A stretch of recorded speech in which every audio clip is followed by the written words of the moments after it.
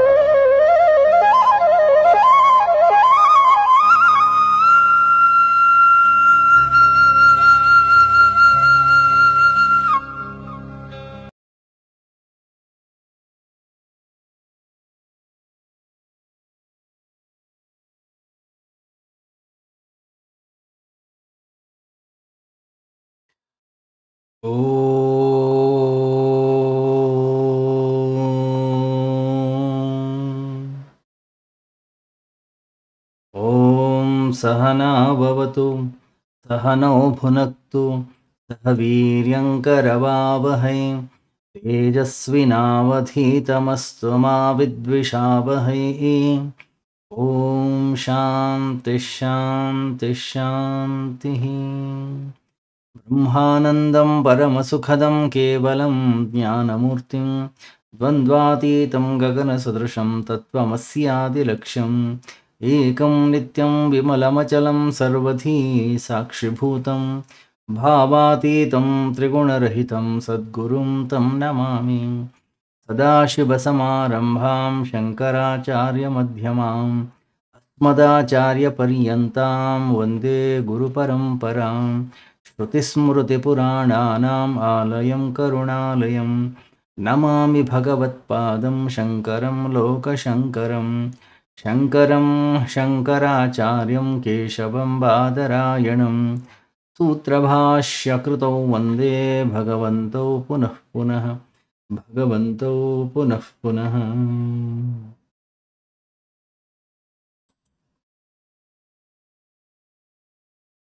ನಿತ್ಯ ಜೀವನದಲ್ಲಿ ಅಧ್ಯಾತ್ಮ ಪ್ರವಚನ ಮಾಲಿಕೆಯ ಇವತ್ತಿನ ಈ ಪ್ರವಚನವನ್ನು ನಾವು ಆರಂಭ ಮಾಡೋಣ.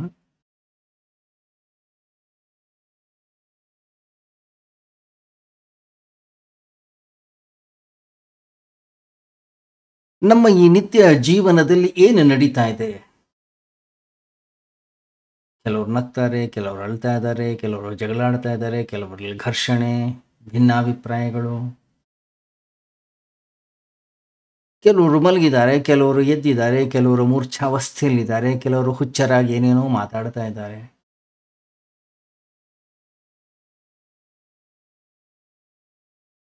ನಿದ್ರೆಯೇ ದುರ್ಗಂಧ, ಎಚ್ಚರವೇ ಸುಗಂಧ.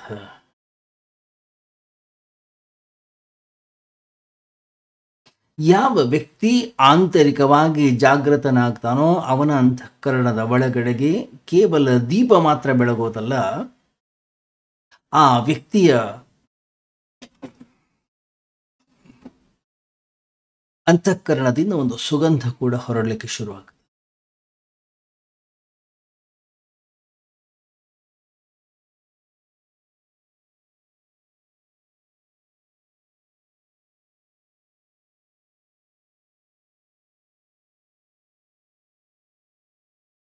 ದಿನಗಳು ಬದಲಾಗ್ತವೆ, ತಿಂಗಳುಗಳು ಬದಲಾಗ್ತವೆ, ವರ್ಷಗಳು ಬದಲಾಗ್ತವೆ. ವ್ಯಕ್ತಿಯ ಅಂತಃಕರಣದಿಂದ ಏನೊಂದು ಅದ್ಭುತವಾದಂತಹ ಸುಗಂಧ ಅನ್ನೋಂಥದ್ದು ಹೊರಗೆ ಬರುತ್ತೆ, ಅದು ಮಾತ್ರ ಬದಲಾಗುತ್ತೆ.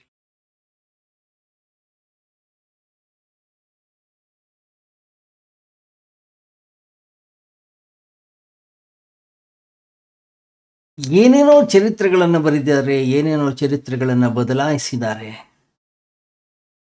ಆಕಾಶದಲ್ಲಿ ಯಾವುದೇ ರೀತಿಯ ವ್ಯತ್ಯಾಸವಿಲ್ಲ, ಅದು ಮಾತ್ರ ಅದೇ ರೀತಿಯಲ್ಲಿ.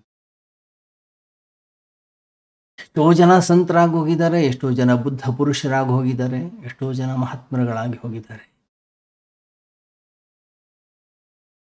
ನಾವು ಏನು ಕಾಣ್ತಾ ಇದ್ದೀವಿ, ಈ ಮಹಾತ್ಮರುಗಳಿಗಿಂತ ಮುಂಚೆಯೂ ಇದ್ರು, ಈಗಲೂ ಇದ್ದಾರೆ, ಮುಂದೆ ಕೂಡ ಇರ್ತಾರೆ. ಬುದ್ಧ ಪುರುಷರು ಬದಲಾಗಬಹುದು, ಅದರ ಸುಗಂಧ ಯಾವತ್ತೂ ಕೂಡ ಬದಲಾಗಲಿಕ್ಕೆ ಸಾಧ್ಯ. ಯಾವ ವ್ಯಕ್ತಿ ಜಾಗೃತನಾಗಿಲ್ಲ, ಯಾವ ವ್ಯಕ್ತಿ ನಿದ್ರಾವಸ್ಥೆಯಲ್ಲಿದ್ದಾನೆ, ಅವನ ಅಂತಃಕರಣದ ಒಳಗಡೆಗೆ ಏನೊಂದು ದುರ್ಗಂಧ ಇದೆ, ಅದು ಕೂಡ ಅಷ್ಟೇ, ಅದು ಯಾವಾಗಲೂ ಕೂಡ ಒಂದೇ. ಸಂತ ಒಬ್ಬ ಮಹಾತ್ಮನ ಅಂತಃಕರಣದ ಒಳಗಡೆಗೆ ಏನು ಜ್ಞಾನದ ಜ್ಯೋತಿ ಅನ್ನುವಂಥದ್ದು ಬೆಳಗಿದೆ, ಏನು ಒಂದು ಆಚರಣೆ ಅನ್ನುವಂಥದ್ದನ್ನು ಅವನು ತಂದುಕೊಂಡಿದ್ದಾನೆ, ಅವನ ಅಂತಃಕರಣದಿಂದ ಹೊರಗೆ ಬರ್ತಕ್ಕಂಥ ಸುಗಂಧ ಕೂಡ ಅದು ಕೂಡ ಒಂದೇ, ಇಲ್ಲಿ ವ್ಯತ್ಯಾಸ ಅನ್ನುವಂಥದ್ದು.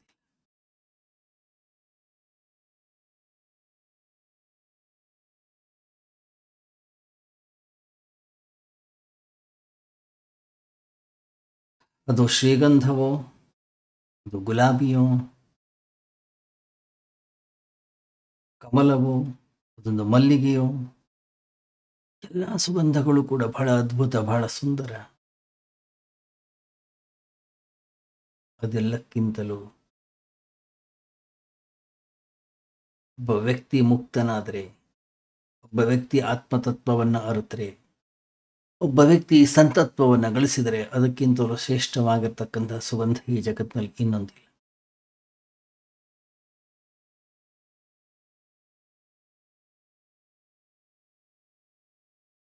ಏಕೆಂದರೆ ಒಬ್ಬ ಮನುಷ್ಯ ಈ ಜಗತ್ತಲ್ಲಿ ಅತ್ಯಂತ ಸುಂದರವಾಗಿರ್ತಕ್ಕಂಥ ಒಂದು ಪುಷ್ಪ, ಅವನಿಗೆ ಸರಿಯಾಗಿರ್ತಕ್ಕಂಥ ಇನ್ನೊಂದು ಪುಷ್ಪ ಈ ಜಗತ್ತಿನಲ್ಲಿ ಇಲ್ಲ.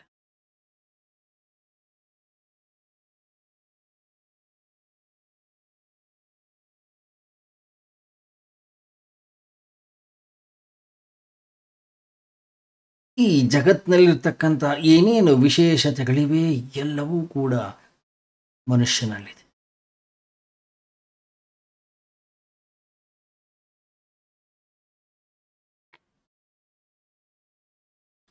ಹೇಗೆ ಒಬ್ಬ ತಾಯಿ ತನ್ನ ಮಕ್ಕಳ ಪ್ರತಿ ಏನೇನೋ ಭಾವನೆಗಳನ್ನು, ಏನೇನೋ ಕಲ್ಪನೆಗಳನ್ನು ಕಟ್ಕೊಂಡಿರ್ತಾನೋ, ಅದೇ ರೀತಿಯಲ್ಲಿ ಈ ಪ್ರಕೃತಿಯು ಕೂಡ ಅಷ್ಟೇ ಮನುಷ್ಯನ ಪ್ರತಿ ಬಹಳಷ್ಟು ಆಸೆಯನ್ನು ಇಟ್ಕೊಂಡು ಇಲ್ಲ, ಇವತ್ತಲ್ಲ ನಾಳೆ ಇವನು ಹೇಳ್ತಾನೆ, ಆತ್ಮತತ್ವವನ್ನು ಅರಿತಾನೆ, ಆತ್ಮತತ್ವವನ್ನು ತಿಳಿದುಕೊಳ್ತಾನೆ.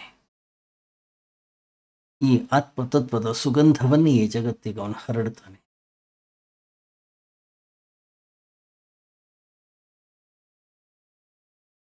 ಈ ಜಗತ್ತಿನಲ್ಲಿ ಯಾವನಾದರೂ ಒಬ್ಬ ವ್ಯಕ್ತಿ ತನ್ನನ್ನು ತಾನು ಅರತರೆ, ಆತ್ಮತತ್ವದಲ್ಲಿ ನೆಲೆ ನಿಂತರೆ ಅಥವಾ ಆಂತರಿಕವಾಗಿ ಜಾಗೃತನಾದರೆ ಇಡೀ ಪೃಥ್ವಿ ಸಂತೋಷದಿಂದ ಕೂಡ್ತದೆ, ಪೃಥ್ವಿ ಆನಂದದಿಂದ ಕೂಡ್ತದೆ. ಈ ಜಗತ್ತಲ್ಲಿ ಬಹಳ ವಿಚಿತ್ರವಾಗಿರ್ತಕ್ಕಂಥ ಕಥೆಗಳು ಬಹಳ ಸುಪ್ರಸಿದ್ಧವಾಗಿವೆ. ಗೌತಮ ಬುದ್ಧತ್ವವನ್ನು ಪಡೆದಾಗ ಅದು ಹೂಗಳು ಬಿಡ್ತಕ್ಕಂತಹ ಸೀಸನ್ ಅಲ್ಲ. ಆದರೆ ಯಾವಾಗ ಬುದ್ಧತ್ವವನ್ನು ಪಡೆದ ಇಡೀ ಪ್ರಕೃತಿ ಹೂವಿನಿಂದ ಕಂಗೊಳಿಸ್ತಂತೆ. ಯಾಕೆ? ಅದು ಕೂಡ ಅಷ್ಟು ಸಂತೋಷ ಪಡ್ತು, ಅದು ಕೂಡ ಅಷ್ಟು ಆನಂದವನ್ನು ಅಭಿವ್ಯಕ್ತಪಡಿಸ್ತು.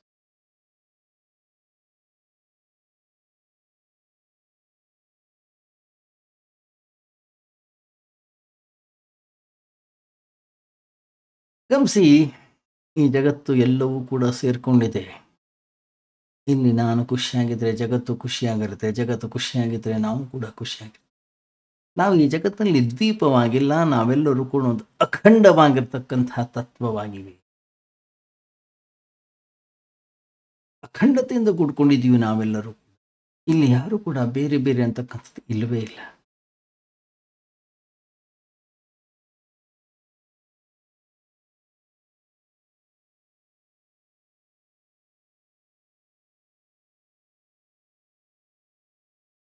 ಒಂದೇ ಜೀವನದ ಭಾಗಗಳಾಗಿದ್ದೀವಿ, ನಾವು ತುಂಡುಗಳಾಗಿದ್ದೀವಿ. ಇಲ್ಲಿ ಯಾವುದು ಕೂಡ ಬೇರೆ ಬೇರೆ ಅನ್ನುವಂಥದ್ದಿಲ್ಲ.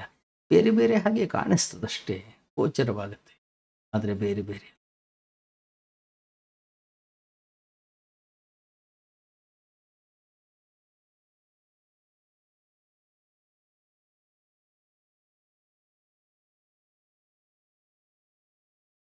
ಗಮನಿಸಿ, ಈ ಜಗತ್ತಿನಲ್ಲಿ ಯಾರಾದರೂ ಅತ್ಯಂತ ಶ್ರೇಷ್ಠತೆಯ ಕಡೆಗೆ ಹೋದರೆ, ಅತ್ಯಂತ ಉನ್ನತ ಹಂತವನ್ನು ತಲುಪಿದರೆ ಅವ್ರ ಜೊತೆಗೆ ನಾವು ಅಷ್ಟೇ ಉನ್ನತ ಹಂತಕ್ಕೆ ತಲುಪ್ತೀವಿ.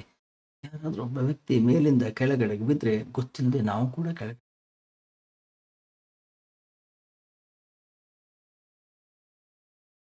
ನೋಡ್ತೀವಲ್ಲ. ಹೊರಗಡೆ ಜಗತ್ತಲ್ಲಿ ಎಂತೆಂಥ ದರೋಡೆಕೋರರು, ಎಂತೆಂತಹ ರಾಕ್ಷಸರಾಗಿ ಹೋದರು,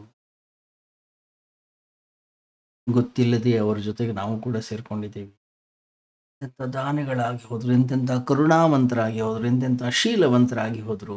ಅದನ್ನು ಓದಿದಾಗ ನಮಗೂ ಕೂಡ ಹೆಮ್ಮೆ ಅನ್ನಿಸ್ತದೆ, ಅದನ್ನು ಕೇಳುವಾಗ ನಮಗೇನೋ ಒಂದು ಖುಷಿ ಅನಿಸುತ್ತೆ. ಗೊತ್ತಿಲ್ಲದೆ ಅದು ಅವರ ಜೊತೆಗೂ ಕೂಡ ನಾವು ಸೇರ್ಕೊಂಡಿದ್ದೀವಿ.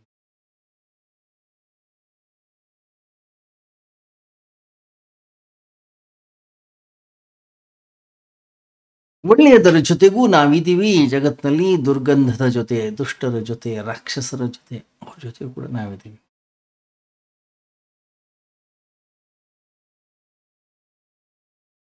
ಶ್ರೀಗಂಧದ ಸುವಾಸನೆ ಇರ್ಬೋದು, ಮಲ್ಲಿಗೆಯ ಸುಂದರವಾದಂತಹ ರಮಣೀಯವಾಗಿರ್ತಕ್ಕಂತಹ ವಾಸನೆ ಇರ್ಬೋದು, ಅದು ಗುಲಾಬಿಯೋ, ಅದು ಮಲ್ಲಿಗೆಯೋ, ಅಥವಾ ಇನ್ಯಾವುದೋ, ಅದೆಲ್ಲಕ್ಕಿಂತಲೂ ಕೂಡ ಮನುಷ್ಯನ ಆ ಸುಗಂಧ ಅತ್ಯಂತ ಶ್ರೇಷ್ಠ. ಯಾಕೆ ಅಂದರೆ ಈ ಎಲ್ಲ ಸುಗಂಧಗಳು ಬೆಳಿಗ್ಗೆ ಇರ್ತವೆ, ಸಾಯಂಕಾಲ ಹೊರಟು. ಒಂದು ಹೂ ಬೆಳಿಗ್ಗೆ ಅರಳುತ್ತದೆ, ಸಾಯಂಕಾಲ ಸೂರ್ಯ ಮುಳುಗಿದ ಕೂಡಲೇ ಆ ಹೂ ಇಲ್ಲವಾಗುತ್ತೆ, ಅದರ ಜೊತೆಗೆ ಆ ಸುಗಂಧವೂ ಕೂಡ ಹೊರಟು.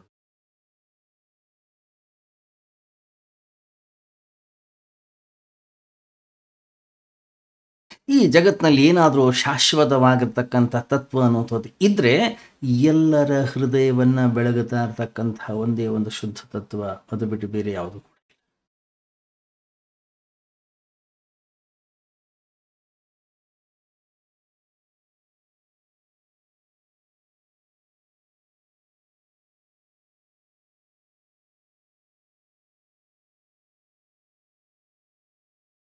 ಜೀವನದ ಉನ್ನತ ತತ್ವದ ಕಡೆಗೆ ನಾವು ಹೋದ ಹಾಗೆ ಮತ್ತೆ ಅದಕ್ಕಿಂತ ಕೆಳಗಡೆಗೆ ನಮ್ಮ ಕೈನಲ್ಲಿ ಬರಲಿಕ್ಕೆ ಆಗೋದಿಲ್ಲ.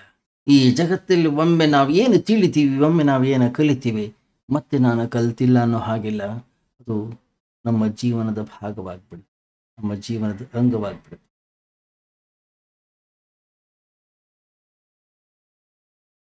ಇಲ್ಲ, ಇವತ್ತು ನಾನು ತಿಳಿದಿದ್ದೀನಿ, ನಾನು ತಿಳಿದೇ ಇರ್ತಕ್ಕಂಥ ಸ್ಥಿತಿಗೆ ನಾನು ಹೋಗ್ತೀನಿ, ಇಲ್ಲ, ಹಾಗಾಗೋದಿಲ್ಲ.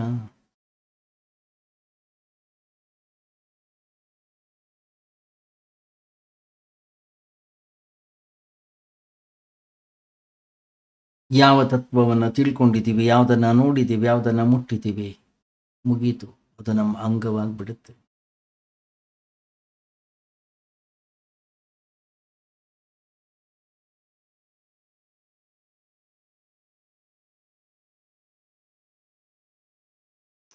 ಹೊರಗಡೆದು ಏನೋ ಒಂದಿಷ್ಟು ಓದಿರ್ತೀವಿ, ಇಲ್ಲ ನನಗೆ ಮರ್ತು ಹೋಗಿದ್ದೆ, ಚಿಕ್ಕವನಾಗಿದ್ದಾಗ ನಾನು ಅದನ್ನು ಕಲ್ತಿದ್ದೆ, ಇವಾಗಿಲ್ಲ ಹೇಳ್ಬೋದು ನಾವು. ಆದರೆ ಅದನ್ನು ಮತ್ತೆ ಸ್ಮರಣೆಗೆ ತಂದುಕೊಳ್ಬೋದು. ಇರಲಿ, ಅದೆಲ್ಲವೂ ಕೂಡ ಬೆಳಗ್ಗೆ ಎದ್ದು ಸಾಯಂಕಾಲ ಹೋಗುವಂಥದ್ದು. ಆದರೆ ಒಂದು ಶುದ್ಧ ತತ್ವವಿದೆ, ಒಂದು ಧಾರಾ, ಚೈತನ್ಯದ ಒಂದು ಧಾರೆ ಏನಿದೆ, ಅದು ಮಾತ್ರ ಯಾವಾಗಲೂ ಕೂಡ ಒಂದೇ ರೀತಿ, ಅದರಲ್ಲಿ ಯಾವುದೇ ರೀತಿಯ ವ್ಯತ್ಯಾಸ ಅನ್ನೋದು. ಈ ಜೀವನದ ಒಂದು ಸುಂದರವಾದಂಥ ಈ ಹೂವು ಅನ್ನುವಂಥದ್ದು ಏನಿದೆ, ಪುಷ್ಪ ಅನ್ನುವಂಥದ್ದು ಏನಿದೆ, ಚೈತನ್ಯದ್ದು ಇದು ಯಾವಾಗಲೂ ಒಂದೇ.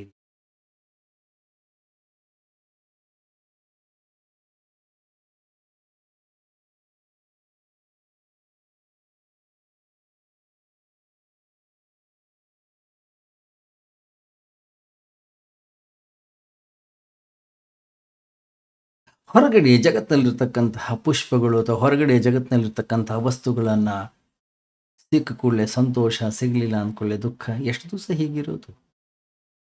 ಯಾಕಂದರೆ ಹೊರಗಡೆಯ ಈ ಎಲ್ಲ ವಸ್ತುಗಳು, ಹೊರಗಡೆಯ ಈ ಎಲ್ಲ ವಿಷಯಗಳು, ಹೊರಗಡೆಯ ಈ ಎಲ್ಲ ಪುಷ್ಪಗಳು ಒಣಗಿ ಹೋಗುವಂಥವೆ. ಅವು ಯಾವ ಕೂಡ ಶಾಶ್ವತ ಅಲ್ಲ. ಅದಕ್ಕೆ ಹೊರಗಡೆಯ ವಿಷಯಗಳನ್ನು, ಹೊರಗಡೆಯ ವಸ್ತುಗಳನ್ನು ಕೂತ್ಕೊಂಡು ಯಾರಾದರೂ ನಕ್ಕರೆ, ಹತ್ತರೆ, ಗೋಳಾಡಿದರೆ ಜನ ನಗ್ತಾರೆ ಅಷ್ಟೆ. ಸಿದ್ಧ ಪುರುಷರು ನಮ್ಮನ್ನು ನೋಡಿ ನಗ್ತಾರೆ. ನಗೆಯು ಬರುತ್ತಿದೆ, ಎನಗೆ ನಗೆಯು ಬರುತ್ತಿದೆ, ಪುರಂದರದಾಸರು ಹೇಳ್ತಾರೆ.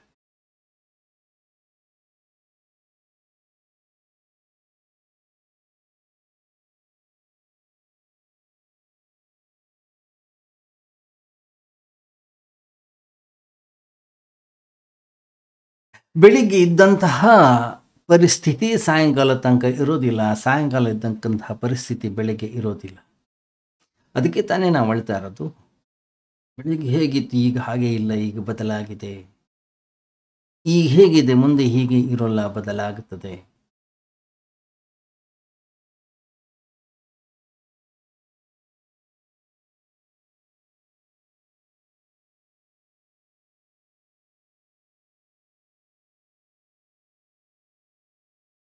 ಬೆಳಿಗ್ಗೆ ಸೂರ್ಯನ ಬೆಳಕಿದೆ, ಸಾಯಂಕಾಲ ಆದ್ಕೊಳ್ಳೆ ಕತ್ತಲೆ ಆಗುತ್ತೆ. ಹೆದರ್ಕೊಂಡ್ರೆ ಹೊರಗಡೆ ಜಗತ್ತಿನಲ್ಲಿ ಅದು ಘಟಿಸ್ಬೋದು. ಆದರೆ ಯಾವ ವ್ಯಕ್ತಿ ಆಂತರಿಕವಾಗಿ ಜಾಗೃತನಾಗ್ತಾನೆ ಅವನಿಗೆ ಬೆಳಕೇ ಬೆಳಕು. ಯಾವ ವ್ಯಕ್ತಿ ಆಂತರಿಕವಾಗಿ ಮಲಗಿದ್ದಾನೆ ಅವನಿಗೆ ಕತ್ತಲೆಯೇ ಕತ್ತಲೆ. ಅದರಿಂದ ವ್ಯಕ್ತಿ ಜಾಗೃತನಾಗಬೇಕಾಗಿದೆ, ಎಚ್ಚರಗೊಳ್ಳಬೇಕಾಗಿದೆ.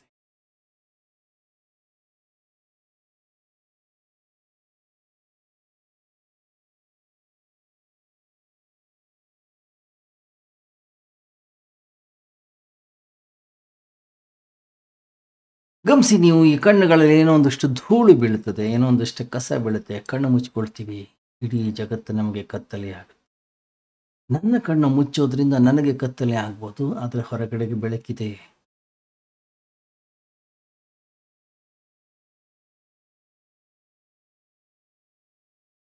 ಯಾವುದೋ ಒಂದು ಸಣ್ಣ ಧೂಳು ಅನ್ನಿಸೋದು ನನ್ನ ಕಣ್ಣೊಳಗಡೆಗೆ ಬಿದ್ದಿರೋದ್ರಿಂದ ನನಗೆ ಕತ್ತಲೆ ಆಗಿದೆ, ನಾನು ಕಣ್ಣು ಮುಚ್ಕೊಳ್ಬೇಕಾಗಿದೆ, ಕಣ್ಣು ಉರಿತಾ ಇದೆ. ಆ ಧೂಳನ್ನು ನೀವು ಅಹಂಕಾರ ಅಂತ ಕರಿತೀರೋ, ಆ ಧೂಳನ್ನು ನೀವು ಅಜ್ಞಾನ ಅಂತ ಕರಿತೀರೋ, ಆ ಧೂಳನ್ನು ಬಂಧನ ಅಂತ ಕರಿತೀರೋ, ಅಥವಾ ಆ ಧೂಳನ್ನು ಭಯ ಅಂತ ಕರಿತೀರೋ, ಅದು ಕರೀರಿ. ಅದನ್ನು ನಿದ್ರೆ ಅಂತ ಕರೀತಾರೋ, ಅಥವಾ ಅದನ್ನು ಕನಸು ಅಂತ ಕರೀತಾರೋ, ಅದನ್ನು ಪಾಪ ಅಂತ ಕರೀತಾರೋ, ಎಲ್ಲ ಕೇವಲ ಹೆಸರುಗಳಷ್ಟೇ, ಅದೇನು ವ್ಯತ್ಯಾಸವೇನಾಗುವುದಿಲ್ಲ.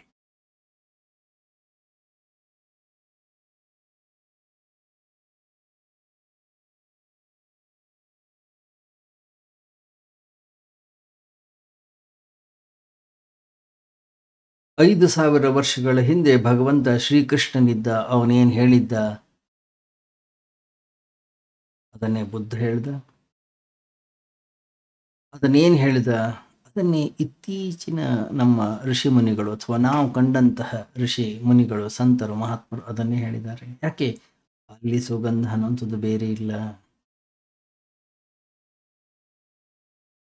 ಯಾವ ವ್ಯಕ್ತಿ ಇಷ್ಟು ವರ್ಷಗಳಿಂದ ಮಲ್ಕೊಂಡಿದ್ದ ಇನ್ನೂ ಮಲ್ಕೊಂಡೇ ಇದ್ದಾನೋ ಅವನು. ಯಾವ ವ್ಯಕ್ತಿ ಇಷ್ಟು ವರ್ಷಗಳಿಂದ ಅಳ್ತಾ ಇದ್ದ ಇನ್ನೂ ಅಳ್ತಾನೇ ಇದ್ದಾನೋ. ಅವನಲ್ಲಿ ಏನು ಅಂತ ಹೆಚ್ಚಿನ ವ್ಯತ್ಯಾಸ ಅನ್ನೋದು ಘಟಿಸಲೇ ಇಲ್ಲ. ಯಾಕಂದ್ರೆ ನಾವು ಮಲಗ್ತೀವೋ ಹಾಗಾದ್ರೆ ಅದೇ ನಮಗೆ ರಾತ್ರಿ.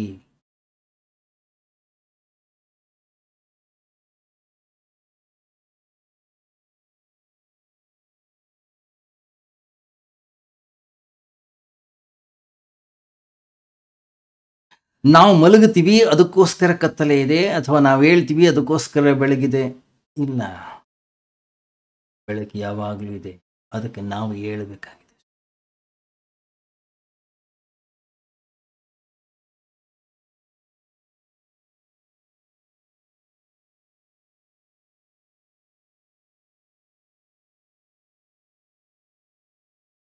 ನಾವು ಯಾವಾಗ ಹೇಳ್ತೀವೋ ಆವಾಗ ನಮ್ಗೆ ಗೊತ್ತಾಗುತ್ತೆ, ಅರೆ ಬಿಸಿಲಿದೆ, ಬೆಳಕಾಗಿದೆ.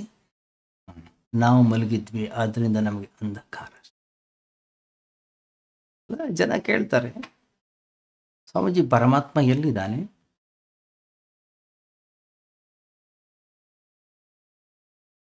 ನಾವು ಕೇಳಬೇಕು, ಪರಮಾತ್ಮನನ್ನು ನೋಡ್ಲಿಕ್ಕೆ ನಮ್ಮ ಹತ್ರ ಕಣ್ಣು ಎಲ್ಲಿದೆ? ಪರಮಾತ್ಮನನ್ನು ಹುಡ್ಕೋದಿಲ್ಲ ಸ್ವಾಮೀಜಿ. ಪ್ರಶ್ನೆ ಮಾಡಿದವನನ್ನು ಕೇಳಬೇಕು, ಹುಡುಕ್ತಾ ಇರೋನು ಯಾರು?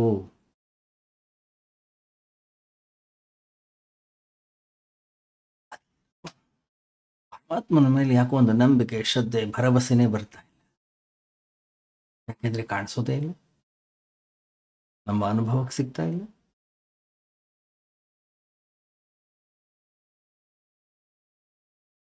ಈಶಾವಾಸ್ಯಮಿದಗಂ ಸರ್ವಂ ಯತ್ ಕಿಂಚ ಜಗತ್ಯಾಂ ಜಗತ್. ಭಗವಂತ ಎದುರುಗಡೆಗೆ ಇದ್ದಾನೆ, ಭಗವಂತ ಸರ್ವ ವ್ಯಾಪಿಯಾಗಿದ್ದಾನೆ, ಭಗವಂತ ದ್ವಾರದ ಎದುರುಗಡೆ ಕೂತ್ಕೊಂಡಿದ್ದಾನೆ.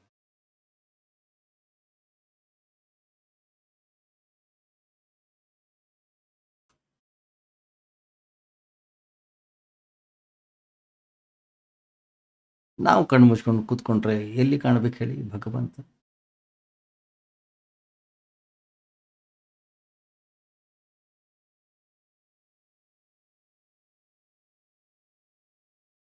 ಭಗವಂತ ನನ್ನ ಬಿಟ್ಟು ಈ ಜಗತ್ತಿನಲ್ಲಿ ಬೇರೆ ಯಾವುದೂ ಇಲ್ಲವೂ ಇಲ್ಲ, ಇನ್ನೊಂದಕ್ಕೆ ಅವಕಾಶವಿಲ್ಲ. ಪುರುಷ ಏವೇದಗಂ ಸರ್ವಂ ನಾರಾಯಣ ಏವ ಇದಗಂ ಸರ್ವಂ. ಅಸ್ತಿತ್ವಕ್ಕೆ ಹೆಸರು ಮುಂಜಾಲೆ, ಮುಂಜಾವು. ಅಸ್ತಿತ್ವಕ್ಕೆ ಹೆಸರು ಪ್ರಭಾತ, ಅಸ್ತಿತ್ವಕ್ಕೆ ಹೆಸರು ಸೂರ್ಯೋದಯ. ಇಲ್ಲಿ ಪ್ರಶ್ನೆಯಲ್ಲಿದೆ, ಇಲ್ಲಿ ಪ್ರಶ್ನೆ ನಾವು ಹೇಳೋದಾಗಿದೆ, ನಾವು ಕಣ್ಣನ್ನು ತೆಗೆಯೋದಾಗಿದೆ.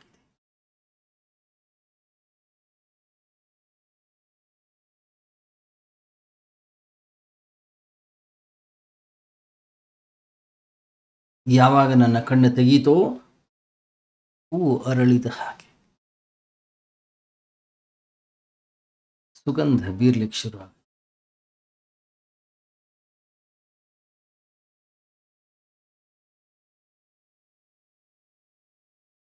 ಅಲ್ಲಿ ತನಕ ಆ ಸುಗಂಧ ಹೂವಿನ ಮಧ್ಯದಲ್ಲಿ ಬಂಧನವಾಗಿತ್ತು, ಬಂಧಿತವಾಗಿತ್ತು. ಯಾವಾಗ ಅರಳುತ್ತೋ ಸುಗಂಧ ಅನ್ನೋದು ಹರಳಿಕ್ಕೆ ಶುರು. ಈ ಜಗತ್ತಿನಲ್ಲಿ ಏನೇನು ಹೂವುಗಳಿಲ್ಲ, ಎಲ್ಲ ಹೂಗಳು ಬಹಳ ಸಣ್ಣ ಸಣ್ಣ ಹೂಗಳು. ಅದು ಗುಲಾಬಿ ಇರಲಿ, ಅದು ಕಮಲವಿರಲಿ, ಅದು ದಾಸವಾಳವಿರಲಿ, ಅದೊಂದು ಮಲ್ಲಿಗೆ ಇರಲಿ, ಸಂಪಿಗೆ ಇರಲಿ,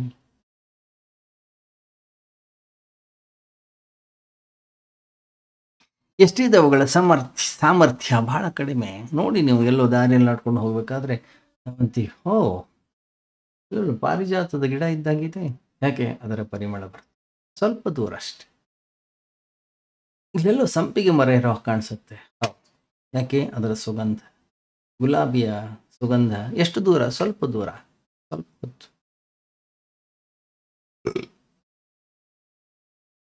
ಸ್ವಲ್ಪ ಹೊತ್ತಾದ್ಮೇಲೆ ಅದು ಕೆಳಗಡೆ ಬೀಳುತ್ತೆ, ಮಣ್ಣಿನಲ್ಲಿ ಮಣ್ಣಾಗಿ ಸೇರ್ಕೊಂಡು ಹೋಗುತ್ತೆ. ಕೇವಲ ಈ ಗಂಧದ ಜೊತೆಗೆ ನಾವಿರೋದಾದ್ರೆ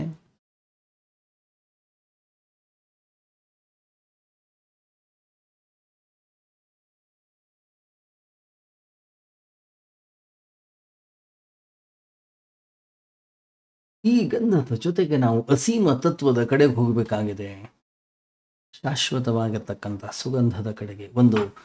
ಹೇಗೆ ಒಂದು ಸಣ್ಣ ನೀರಿನ ಹನಿ ಹೇಗಾದರೂ ಮಾಡಿ ಸಮುದ್ರವನ್ನು ಸೇರಬೇಕು ಅಂತ ಬಯಸ್ತದೋ ಆ ರೀತಿ.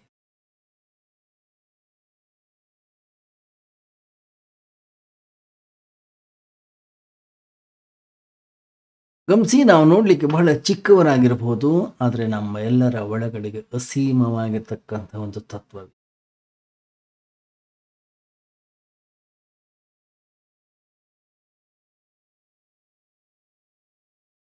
ಯಾವತ್ತು ವ್ಯಕ್ತಿಯ ಅಂತಃಕರಣದ ಒಳಗಡೆಗೆ ಆ ಚೈತನ್ಯದ ಪುಷ್ಪ ಅನ್ನುವುದು ಅರಳುತ್ತದೋ, ಭಗವಂತನೇ ಅರಳುತ್ತಾನೆ ಆ ವ್ಯಕ್ತಿಯ ಮೂಲಕ. ಅದರಿಂದ ಈ ಸಾಮಾನ್ಯವಾಗಿರ್ತಕ್ಕಂಥ ಸುಗಂಧಗಳೇನಿವೆ ಆ ಎಲ್ಲ ಸುಗಂಧಗಳಿಗಿಂತ ವಿನಯದಿಂದ ಕೂಡಿರ್ತಕ್ಕಂತಹ, ಶೀಲದಿಂದ ಕೂಡಿರ್ತಕ್ಕಂತಹ ಸುಗಂಧ, ವ್ಯಕ್ತಿಯ ವ್ಯಕ್ತಿತ್ವದ ಸುಗಂಧ ಏನಿದೆ ಅತ್ಯಂತ ಶ್ರೇಷ್ಠ. ಅದಕ್ಕಿಂತಲೂ ಶ್ರೇಷ್ಠವಾಗಿರೋದು ಇನ್ನೊಂದಿಲ್ಲ.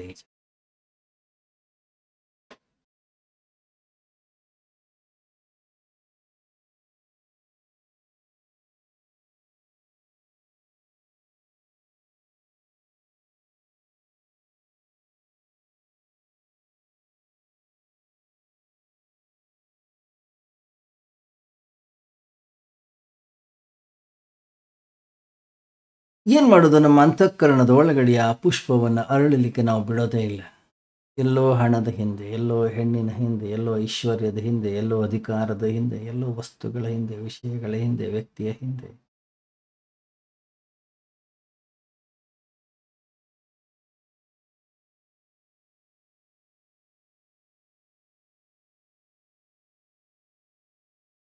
ಹೊರಗಡೆ ಜಗತ್ತಿನಲ್ಲಿ ನಾವು ನೋಡ್ತೀವಲ್ಲ, ಬರೀ ಸುದ್ದಿ ಏನೋ, ಇವರು ಹುಟ್ಟಿದ್ರು ಇವರು ಸತ್ರು, ಬೆಳಗ್ಗೆ ಎದ್ದ ಕೂಡಲೇ ಪುಷ್ಪ ಅರಳುತ್ತದೆ, ಸಾಯಂಕಾಲ ಆದ ಕೂಡಲೇ ಬಿದ್ದು ಹೋಗುತ್ತೆ. ಇದ್ರ ಬಿಟ್ಟು ಬೇರೆ ವಿಷಯವೇ ಇಲ್ಲ.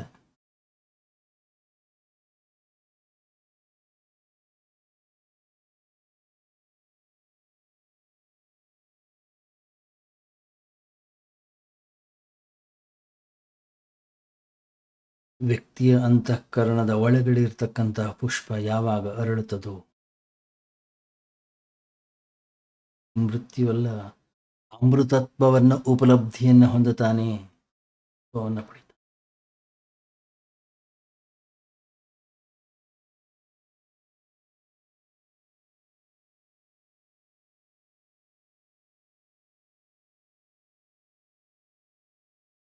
ಎಲ್ಲಿ ತನಕ ವ್ಯಕ್ತಿ ತನ್ನನ್ನು ತಾನು ಅರಿತುಕೊಳ್ಳೋದಿಲ್ಲ, ತನ್ನನ್ನು ತಾನು ತಿಳಿದುಕೊಳ್ಳೋದು.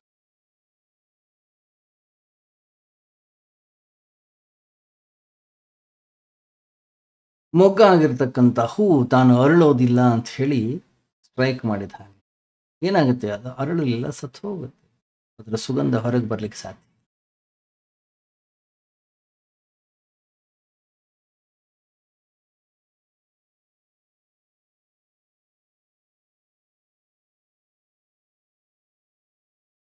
ನಮ್ಮೆಲ್ಲರ ನಡುವೆ ಒಂದು ಸುಗಂಧ ಇದೆ, ನಮ್ಮೆಲ್ಲರ ಬಳಿ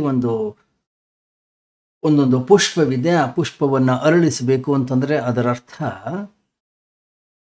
ಶರೀರವನ್ನು ಉದ್ದೇಶಿಸಿ ಅಲ್ಲ, ಮನಸ್ಸು ಬುದ್ಧಿಯನ್ನು ಉದ್ದೇಶಿಸಿ ಅಲ್ಲ. ಇದು ಕೂಡ ಅಷ್ಟೇ, ಹೊರಗಡೆಯ ಜಗತ್ತಿನಲ್ಲಿ ಏನು ಪುಷ್ಪಗಳಿವೆ ಅದರ ಥರನೇ ಒಂದು ದಿವಸ ಹುಟ್ಟುತ್ತದೆ, ಒಂದು ದಿವಸ ಸತ್ತು ಹೋಗುತ್ತೆ.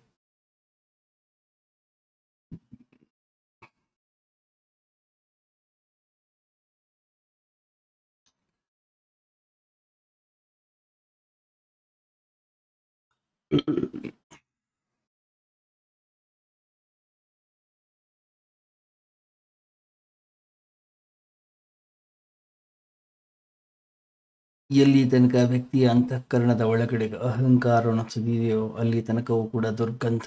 ಯಾವತ್ತು ಆ ಅಹಂಕಾರ ಅನ್ನೋದು ಸತ್ತು ಹೋಯ್ತು, ಆವಾಗ ವ್ಯಕ್ತಿಯ ಅಂತಃಕರಣದಿಂದ ಸುಗಂಧ ಅನ್ನೋದು ಹೊರಗೆ ಬರ್ಲಿಕ್ಕೆ ಶುರು.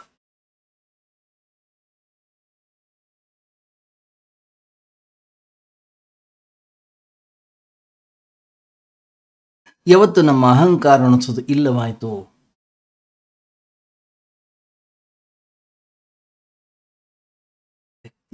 ವ್ಯಕ್ತಿಯ ವ್ಯಕ್ತಿತ್ವ ಅನ್ನೋದು ಅವನ ಹಿಂದಿಂದ ಏನೇನಿತ್ತು ಎಲ್ಲವೂ ಕೂಡ ಸತ್ತು.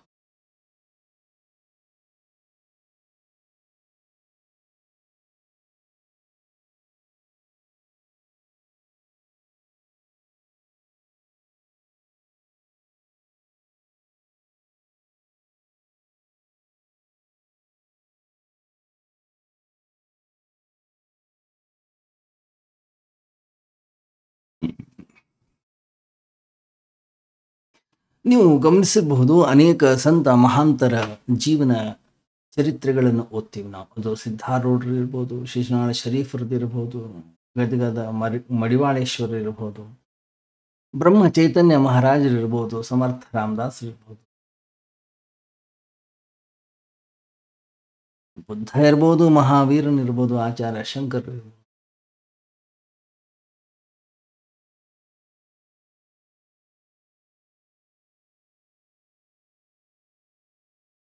ಸಾಮಾನ್ಯವಾಗಿ ಯಾರಾದರೂ ಒಬ್ಬ ಮಹಾತ್ಮನ ಚರಿತ್ರೆಯನ್ನು ಹೇಳಬೇಕಾದ್ರೆ ಅವ್ರು ಹೇಳ್ತಾರೆ, ಅದು ಬುದ್ಧನೋ ಮಹಾವೀರನೋ ಅಂತ ಇಟ್ಕೊಳ್ಳಿ. ಮಹಾವೀರ ಅವನು ವರ್ಧಮಾನ, ಅವನ ಮೊದಲನೇ ಹೆಸರು. ರಾಜನಾಗಿದ್ದ, ರಾಜಮನೆತನದವನಾಗಿದ್ದ, ಅಷ್ಟು ಓದಿದ್ದ, ಇಷ್ಟು ತಿಳ್ಕೊಂಡಿದ್ದ. ಮಹಾವೀರ ಜಯಂತಿ ದಿವಸ ಆ ವ್ಯಕ್ತಿ ಮಾತಾಡ್ತಾ ಇದ್ದ ಮಹಾವೀರನ ಬಗ್ಗೆ.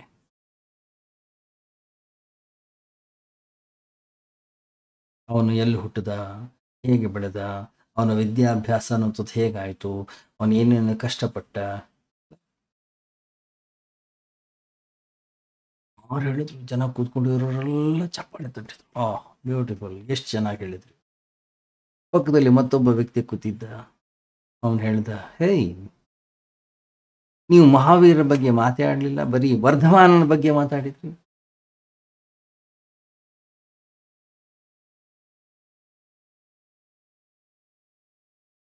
ಅವರಿಬ್ಬರು ಬೇರೆ ಬೇರೆ ಎಲ್ಲ ಒಬ್ಬರೇ. ವರ್ಧಮಾನನೇ ಮಹಾವೀರ, ಮಹಾವೀರನೇ ವರ್ಧಮಾನ. ಅದಕ್ಕೆ ಇವರಂದ್ರು, ಅಷ್ಟು ವ್ಯತ್ಯಾಸ ಗೊತ್ತಿಲ್ವಾ ನಿಮಗೆ? ಎಲ್ಲಿ ಮಹಾವೀರ ನಿಧಾನ ಅಲ್ಲಿ ವರ್ಧಮಾನವಿಲ್ಲ, ಎಲ್ಲಿ ವರ್ಧಮಾನ ನಿಧಾನೆ ಅಲ್ಲಿ ಮಹಾವೀರನ ಇರ್ಲಿಕ್ಕೆ ಅವಕಾಶ ಇಲ್ಲ.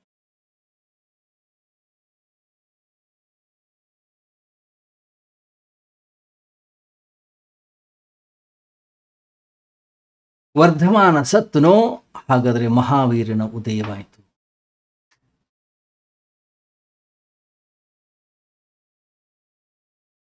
ಅದೇ ರೀತಿಯಲ್ಲಿ ಯಾವಾಗ ನಾನು ಏನು ತಿಳ್ಕೊಂಡಿದ್ದೀನಿ, ನಾನು ಏನು ಅರ್ತಿದ್ದೀನಿ, ನನಗಿದು ಗೊತ್ತು, ಎಲ್ಲವೂ ಕೂಡ ಹೋಗಿ ಎಲ್ಲವೂ ಸರ್ವನಾಶವಾಗಬೇಕು. ಆವಾಗ ಅಂತಃಕರಣದ ಒಳಗಡೆಗೆ ಏನೊಂದು ಉದಯವಾಗುತ್ತದೆ, ಅದರ ಸುಗಂಧವೇ ಬೇರೆ. ಉತ್ಕೃಷ್ಟವಾಗಿರ್ತಕ್ಕಂತಹ ತತ್ವವನ್ನು ನಾವು ಅರ್ಥ ಮಾಡ್ಕೊಳ್ಬೇಕು. ಹಾಗಿದ್ರೆ ನಿಕೃಷ್ಟವಾಗಿರೋದು ನಮ್ಮಿಂದ ಸಾಯಲೇಬೇಕು, ನಿಕೃಷ್ಟವಾಗಿರೋದನ್ನು ನಾವು ಬಿಡಲೇಬೇಕಾಗತ್ತೆ. ಅದನ್ನ ಹಿಡ್ಕೊಂಡು ಓಡಾಡ್ಲಿಕ್ಕಾಗೋದು.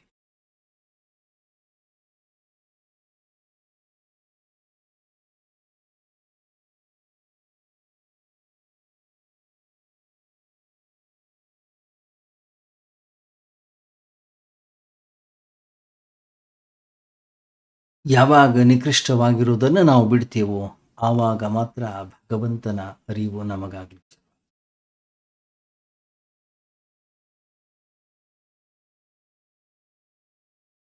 ಹೊರಗಡೆಯ ಏನೇನು ವಿಶೇಷ ರಂಗ ಅಥವಾ ಬಣ್ಣಗಳಿವೆ, ಪುಷ್ಪಗಳಿವೆ, ಏನೋ ಸೌಂದರ್ಯ ಇದೆ, ಏನಿದೆಯಲ್ಲ, ಇದೆಲ್ಲವೂ ಕೂಡ ಪ್ರಕೃತಿಯ ಒಂದು ಆಟಗಳಷ್ಟೇ.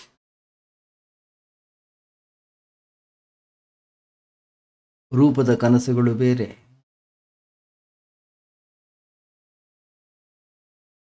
ವಾಸನೆಯ ಕನಸುಗಳೇ ಬೇರೆ.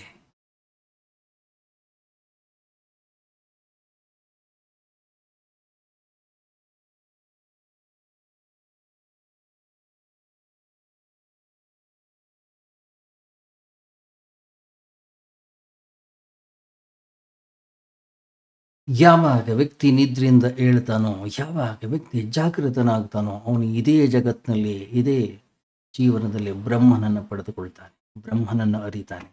ಯಾವಾಗ ಅವನು ಬ್ರಹ್ಮನನ್ನು ಅರಿತನೋ, ಇದೇ ಜಗತ್ತಲ್ಲೇ ಒಂದೊಂದು ಕಲ್ಲಿನಲ್ಲೋ, ಒಂದೊಂದು ಜೀವರಾಶಿಗಳಲ್ಲೋ, ಒಂದೊಂದು ಪಶುಪಕ್ಷಿ ಪ್ರಾಣಿಗಳಲ್ಲಿಯೂ ಕೂಡ ಅವನು ಭಗವಂತನನ್ನು ಕಾಣಲಿಕ್ಕೆ ಶುರು ಮಾಡ್ತಾನೆ. ಪೃಥ್ವಿಯ ಕಣ ಕಣದಲ್ಲಿಯೂ, ಕಲ್ಲಿನ ಕಣ ಕಣದಲ್ಲಿಯೂ ಕೂಡ ಅವನು ಭಗವಂತನನ್ನು ನೋಡುವ ಶಕ್ತಿ, ಸಾಮರ್ಥ್ಯವನ್ನು ಹೊಂದ.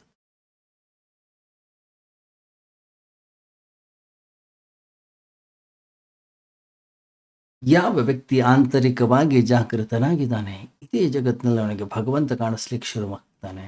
ಯಾವ ವ್ಯಕ್ತಿ ಆಂತರಿಕವಾಗಿ ಮೂರ್ಛಾವಸ್ಥೆಯಲ್ಲಿದ್ದಾನೆ, ಅಜ್ಞಾನದಲ್ಲಿದ್ದಾನೆ, ಇದೇ ಜಗತ್ತಿನಲ್ಲಿ ವಸ್ತುಗಳು ಕಾಣಲಿಕ್ಕೆ ಶುರು. ಇದೇ ಜಗತ್ತೇ ಅವನಿಗೆ ಸಂಸಾರವಾಗಿ ಪರಿಣಮಿಸ್ತಿದೆ. ಇದೇ ಜಗತ್ತಿನಲ್ಲಿ ಸಾವು ನೋವುಗಳು ದುಃಖಗಳು ಕಾಣಿಸ್ಲಿಕ್ಕೆ ಶುರು. ಅವು ಇವೇ ಆದ್ದರಿಂದ ನಮಗೆ ಕಾಣಿಸ್ತಾ ಇದೆ. ಅಲ್ಲ, ನಮ್ಮ ಅಜ್ಞಾನದಿಂದಾಗಿ ನಾವು ಆಂತರಿಕವಾಗಿ ಜಾಗೃತರಾಗಲಿಲ್ಲ, ನಾವು ಆತ್ಮಜ್ಞಾನಕ್ಕೆ ಎಚ್ಚರಗೊಳ್ಳಲಿಲ್ಲ, ನಾವು ಆತ್ಮಜ್ಞಾನವನ್ನು ಗಳಿಸಲಿಲ್ಲ.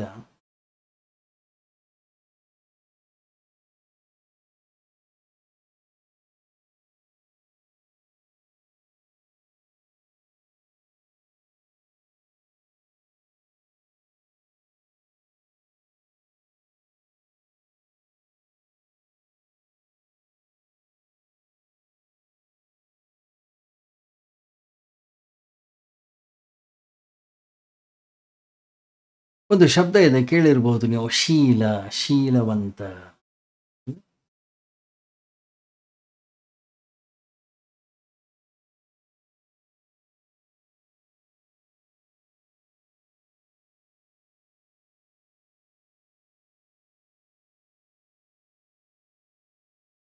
ಮತ್ತೊಂದಿದೆ ಚರಿತ್ರೆ. ಏನದು ಚರಿತ್ರೆ? ಮೇಲುಗಡೆಯಿಂದ ಆರೋಪ ಮಾಡ್ಕೊಂಡಿರ್ತಕ್ಕಂಥದ್ದು, ಅದಕ್ಕೆ ಹೆಸರು ಚರಿತ್ರೆ ಅಂತ ಕರೀತೀವಿ. ಎಡೆ ಹಾಕ್ಕೊಂಡಿದ್ದೀವಿ ನಾವು ಒಳ್ಳೆಯವನಿರ್ಬೋದು, ನಾನು ಕೆಟ್ಟವನಿರ್ಬೋದು, ನಾನು ಶ್ರೇಷ್ಠ ಇರ್ಬೋದು, ನಾನು ಕನಿಷ್ಠ ಇರ್ಬೋದು, ಹೊರಗಡೆ ಜಗತ್ತಿಗೆ ತೋರಿಸ್ಲಿಕ್ಕೆ.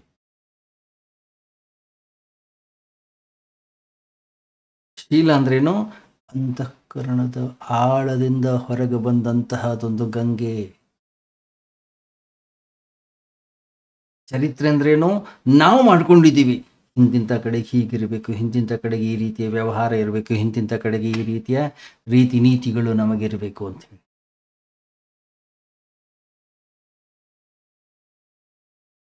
ಶೀಲ ಭಗವಂತನಿಂದ ಬಂದಿರತಕ್ಕಂತಹದೊಂದು ಪವಿತ್ರ ಗಂಗೆ.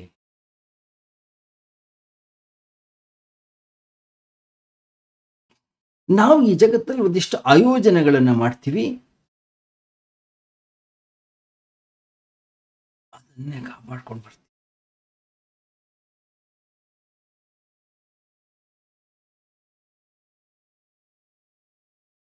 ನಮಗೆ ಸಮಾಜ, ನಮಗೆ ಜನ, ಹೊರಗಡೆ ಜಗತ್ತು, ನೀನು ಹೀಗಿರು, ನೀನು ಹೀಗಿರಬೇಕು, ನೀನು ಹೀಗಿರಬೇಕು, ನೀನು ಹೀಗಿರಬೇಕು ತೋರಿಸ್.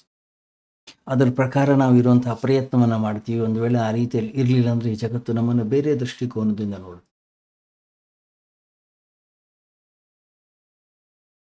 ಶಾಕಾಹಾರಿ ಮನೆತನದಲ್ಲಿ ಅವನು ಹುಟ್ಟಿದರೆ ಅವನು ವೆಜಿಟೇರಿಯನ್, ಮಾಂಸಾಹಾರಿ ಮನೆತನದಲ್ಲಿ ಹುಟ್ಟಿದರೆ ಅವನು ನಾನ್ ವೆಜಿಟೇರಿಯನ್.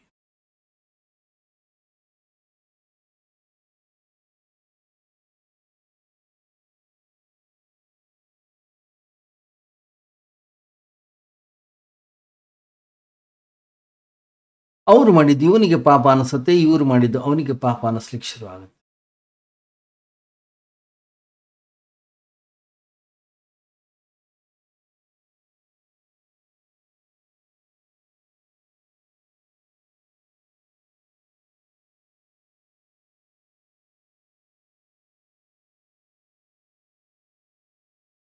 ರಷ್ಯಾದಲ್ಲಿ ಬಹಳ ಒಂದು ಸುಂದರವಂತ ಘಟನೆ ಘಟಿಸ್ತು. ಒಬ್ಬ ವಿಚಾರಕ ಸ್ಕೂಲಿಗೆ ಹೋಗಿ ಕೇಳಿದ್ದಂತೆ ಮಕ್ಕಳಲ್ಲಿ, ನಿಜವಾಗ್ಲೂ ಭಗವಂತ ಅಂತಕ್ಕಂಥವನು ಇದಾನಿಯೇ?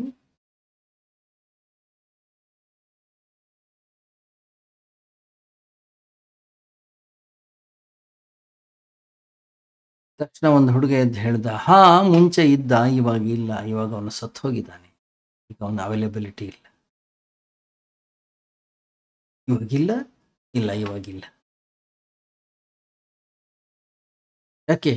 ಯಾವ ಸಮಾಜದಲ್ಲಿ ಈಶ್ವರ ಇದ್ದಾನೆ ಅಂತ ಹೇಳ್ಕೊಂಡು ಬಂದ್ರು, ಆ ಸಮಾಜದಲ್ಲಿ ಬಂದಿರತಕ್ಕಂತಹ ಎಲ್ಲ ಮಕ್ಕಳು ಈಶ್ವರ ಇದ್ದಾನೆ ಅಂತ ಹೇಳಿದ್ರು. ಯಾವ ಸಮಾಜದಲ್ಲಿ ಈಶ್ವರ ಇಲ್ಲ ಅಂತ ಹೇಳಿದ್ರು, ಇಲ್ಲ ಅಂತ ಹೇಳಿದ್ರು ಅಷ್ಟೆ.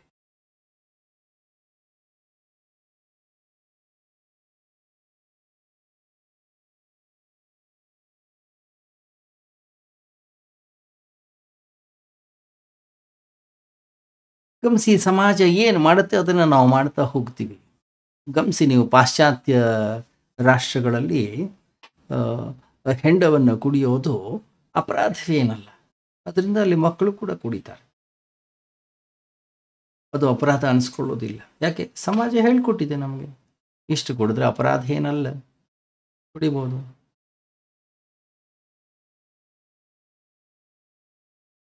ಅದೇ ಪೂರ್ವದಲ್ಲಿ ನಮ್ಮ ರಾಷ್ಟ್ರಗಳಲ್ಲಿ ಕುಡಿದ್ರೆ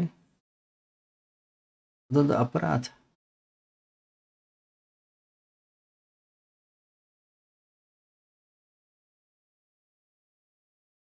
ಯಾವ ರೀತಿಯ ಅಂತಃಕರಣದಲ್ಲಿ ಸಂಕಲ್ಪಗಳನ್ನು ಧಾರಣೆಯನ್ನು ಮಾಡ್ತೀವಿ ಅಥವಾ ಯಾವ ಕಲ್ಪನೆಯನ್ನು ನಾವು ಕೊಡ್ತೀವಿ ಅದರ ಪ್ರಕಾರ ಹೋಗುತ್ತಷ್ಟೇ ನಮ್ಮ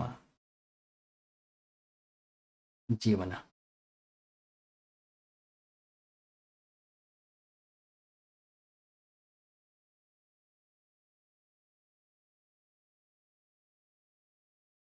ಕೆಲವರು ಅಂತಾರೆ ಮೊಟ್ಟೆಯನ್ನು ತಿನ್ನೋದು ಒಳ್ಳೆಯದು ಅಂತಾರೆ, ಇನ್ನು ಕೆಲವರು ಅಂತಾರೆ ಇಲ್ಲ ಇಲ್ಲ ಅದು ಕೂಡ ಹಿಂಸೆ.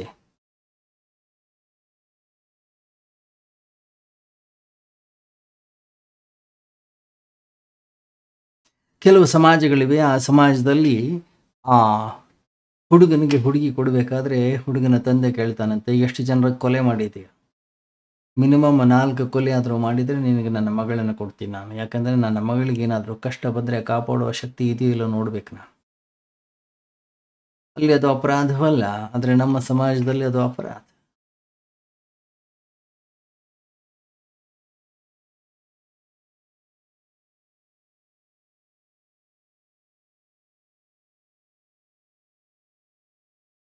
ನೋಡ್ಬೇಕು ನೀವು, ಎಷ್ಟೋ ಜನ ಹೇಳ್ತಾರೆ ಹಾಲು ಕುಡಿಲಿಕ್ಕೆ ನಮಗೇನು ಸಮಸ್ಯೆ ಇಲ್ಲ, ಆದರೆ ರಕ್ತವನ್ನು ಕುಡಿಲಿಕ್ಕೆ ನಮಗೆ ಸಮಸ್ಯೆ.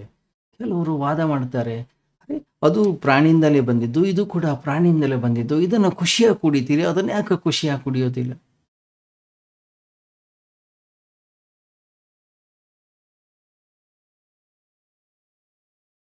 ಕೆಲವರು ಮೊಟ್ಟೆ ತಿಂತಾರೆ, ಕೆಲವರು ಮೊಟ್ಟೆ ತಿನ್ನೋದಿಲ್ಲ, ಹಾಲು ಕುಡಿತಾರೆ, ಇನ್ನು ಕೆಲವರು ಹಾಲು ಕುಡಿಯೋದಿಲ್ಲ, ಮೊಟ್ಟೆ ತಿಂತಾರೆ. ಯಾರಿಗೇನು ಬೇಕು, ಯಾರಿಗೇನು ಸರಿ ಅನಿಸುತ್ತೆ ಅದನ್ನು ಅವರು ಮಾಡ್ತಾರೆ.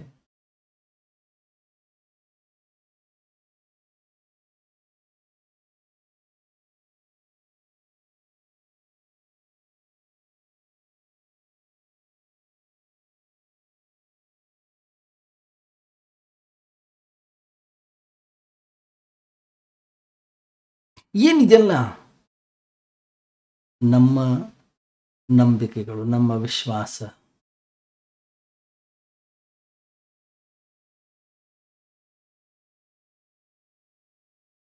ಹಿಂತಿಂಥದನ್ನು ಮಾಡಿದರೆ ತಪ್ಪು, ಹಿಂತಿದ್ದನ್ನು ಮಾಡಿದರೆ ಸರಿ.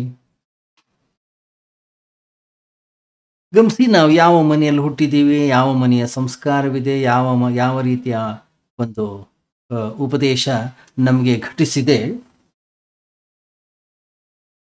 ಅದರ ಪ್ರಕಾರ ನಮ್ಮ ಜೀವನ ಅಷ್ಟೆ. ನೋಡ್ಬೇಕು ನೀವು, ಎಷ್ಟೋ ಮನೆಗಳಲ್ಲಿ ಅನೇಕ ಥರದ ಸಂಸ್ಕಾರಗಳನ್ನು ಕೊಟ್ಟಿರ್ತಾರೆ. ಸೂರ್ಯಾಸ್ತದ ನಂತರ ಎಷ್ಟೋ ಮನೆಗಳಲ್ಲಿ ಊಟವನ್ನೇ ಮಾಡೋದಿಲ್ಲ.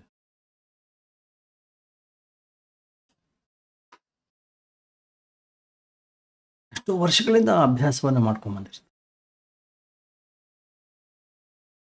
ಹಾಗೆ ಇದು ಒಬ್ಬ ಜೈನ ನಮ್ಮ ಒಬ್ಬ ಮಿತ್ರ, ಸರಿ ಎಲ್ಲೋ ಹೋಗಿದ್ದೀವಿ ನಾವು, ಎಲ್ಲೋ ಬೆಟ್ಟದ ಮೇಲೆ ಹೋಗಿದ್ದೀವಿ, ವಾಪಸ್ ಬರ್ಲಿಕ್ಕೆ ಬಹಳ ಲೇಟ್ ಆಯಿತು, ಸೂರ್ಯಾಸ್ತ ಆಗಿ ಹೋಯಿತು, ಅಷ್ಟು ಹಸಿವೆ ಆಗಿದೆ. ಅವರಂದರು, ಯಾವ ಮನೆಯಲ್ಲಿ ಉಳ್ಕೊಂಡಿದ್ವಿ ಅವರು, ಅಯ್ಯೋ ದಣದ ಬಂದಿದ್ದೀರಾ, ಊಟ ಮಾಡದೇ ಇದ್ರೆ ಹೇಗೆ, ನಿದ್ದೆ ಬರಬೇಕಲ್ಲ. ಇಲ್ಲ ಇಲ್ಲ ನಾನು ಮಾಡೋದಿಲ್ಲ ಅಂದವನು. ಸ್ವಲ್ಪ ಹೊತ್ತಾದ್ಮೇಲೆ ಅವ್ನಿಗೆ ಹಸಿವೆ ತಡ್ಕೊಳ್ಳಿಕ್ಕೆ ಆಗಲಿಲ್ಲ, ಊಟ ಮಾಡ್ದ.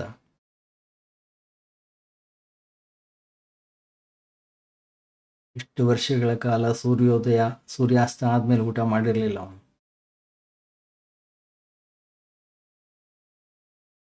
ನಮ್ಮಲ್ಲೇ ವಾಂತಿ ಶುರು ಆಯಿತು. ಏನೇ ತಿಂದಿದ್ದ ಎಲ್ಲವೂ ಕೂಡ ಹೊರಗೆ ಬಂತು. ಯಾಕೆ? ರಾತ್ರಿಯ ಊಟ ಮಾಡುವಂಥದ್ದು ಪಾಪ. ಯಾಕೆ? ಅದನ್ನು ಹೇಳ್ಕೊಟ್ಟಿದ್ದಾರೆ ಅವನಿಗೆ ಚಿಕ್ಕಂದಿಂದಲೂ. ಆ ಧಾರಣೆ, ಆ ಸಂಕಲ್ಪ ಅಂತಃಕರಣದ ಒಳಗಡೆಗೆ ಎಷ್ಟು ಬೇರು ಊರಿದೆ ಅಂತಂದರೆ, ಅವನ ಕೈನಲ್ಲಿ ಏನೇ ಮಾಡಿದರೂ ಕೂಡ ರಾತ್ರಿ ಊಟ ಮಾಡಲಿಕ್ಕೆ ಆಗೋದೇ ಇಲ್ಲ. ಏನನ್ನ ನಾವು ಅಂತಃಕರಣದ ಒಳಗೆ ನಂಬಿಕೆ ಒಂದು ವಿಶ್ವಾಸವನ್ನು ಇಟ್ಕೊಂಡು ನಾವು ಈ ಜೀವನದಲ್ಲಿ ಮಾಡಲಿಕ್ಕೆ ವ್ಯವಹಾರವನ್ನು ಮಾಡಲಿಕ್ಕೆ ಶುರು ಮಾಡ್ತೀವಿ, ಅಂತಃಕರಣದ ಒಳಗಡೆಗೆ ಸ್ಥಿರವಾಗಿ ಕೂತ್ಕೊಂಡು ಬಿಡುತ್ತೆ. ಅದಕ್ಕೆ ಅನುಕೂಲಕರವಾದಂತಹ ರೀತಿಯಲ್ಲಿ ನಡೆಯುವಂಥದ್ದು, ಜೀವಿಸುವಂಥದ್ದು ಇದು ನಮ್ಮ ಆಚರಣೆ. ಅದರ ವಿರುದ್ಧವಾಗಿ ಹೋಗುವಂಥದ್ದು ಅದಕ್ಕೆ ಹೆಸರು ದುರಾಚಾರ.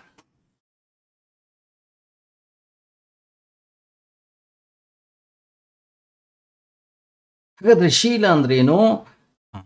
ಯಾವಾಗ ನಮ್ಮ ಅಂತಃಕರಣದ ಒಳಗಡೆಗೆ ಎಲ್ಲ ವಿಚಾರಗಳು ಕೂಡ ಸಮಾಪ್ತವಾಗುತ್ತವೋ, ಯಾವಾಗ ನಾವು ನಿರ್ವಿಚಾರವಾಗಿರ್ತಕ್ಕಂತಹ ತತ್ವವನ್ನು ತಲುಪುತ್ತೇವೋ,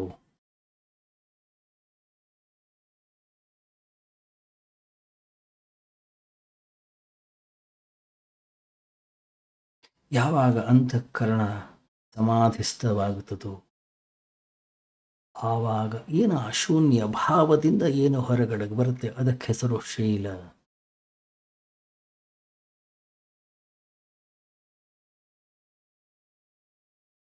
ಸಂಸ್ಕಾರಗಳಲ್ಲಿ ಭೇದ ಇರಬಹುದು, ಸಮಾಜದಲ್ಲಿ ಭೇದ ಇರಬಹುದು, ನಡೆನುಡಿಗಳಲ್ಲಿ ಭೇದ ಇರಬಹುದು, ಹೊರಗಡೆ ತೊಡೆದು ಹಾಕ್ಕೊಳ್ತಕ್ಕಂತಹ ಬಟ್ಟೆಗಳಲ್ಲಿ ಭೇದವಿರಬಹುದು, ಭಾಷೆಗಳಲ್ಲಿ ಭೇದವಿರಬಹುದು, ಹಿಂದೂಗಳ ಚರಿತ್ರೆ, ಹಿಂದೂಗಳ ರೀತಿ ನೀತಿಗಳು ಬೇರೆ ಆಗ್ತವೆ, ಮುಸಲ್ಮಾನರ ರೀತಿ ನೀತಿಗಳು ಬದಲಾಗುತ್ತವೆ, ಕ್ರಿಶ್ಚಿಯನ್ನರ ರೀತಿ ನೀತಿಗಳು ಬದಲಾಗುತ್ತವೆ. ಒಬ್ಬ ಜೈನ ಇರ್ಬೋದು, ಒಬ್ಬ ಬೌದ್ಧನಿರ್ಬೋದು, ಅವನೊಬ್ಬ ಸಿಖ್ ಇರ್ಬೋದು. ನಾನಾ ರೀತಿಯ ಧರ್ಮಗಳಿವೆ, ನಾನಾ ಥರದ ಸಮಾಜಗಳಿವೆ, ನಾನಾ ಥರದ ರೀತಿ ನೀತಿಗಳಿವೆ. ಆದರೆ ಯಾವಾಗ ವ್ಯಕ್ತಿ ನಿರ್ವಿಚಾರ ತತ್ವವನ್ನು ಅರಿತುಕೊಳ್ತಾನೋ ಆವಾಗ ಏನದು ಹೊರಗೆ ಬರುತ್ತೆ, ಆ ಶೀಲ, ಆ ತತ್ವ ಅನ್ನೋಂಥದ್ದೇನಿದೆ ಅದು ಮಾತ್ರ ಒಂದೇ, ಇಲ್ಲಿ ಇನ್ನೊಂದಿಲ್ಲ.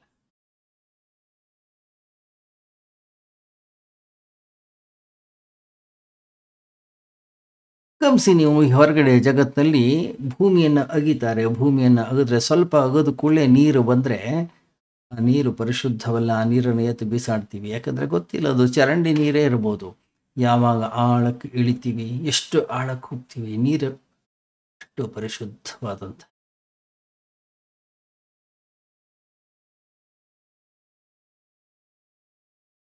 ಹಾಗೆ ಯಾವಾಗ ನಮ್ಮ ಅಂತಃಕರಣದ ಒಳಗಡೆಗೆ ಇಳಿತೀವಿ ನಾವು, ಯಾವಾಗ ಎಲ್ಲ ವಿಚಾರಗಳು ಕೂಡ ಸಮಾಪ್ತವಾಗ್ತವೆ, ಯಾವಾಗ ನಿರ್ವಿಚಾರ ತತ್ವದಲ್ಲಿ ನಿಂತುಕೊಳ್ತೀವೋ,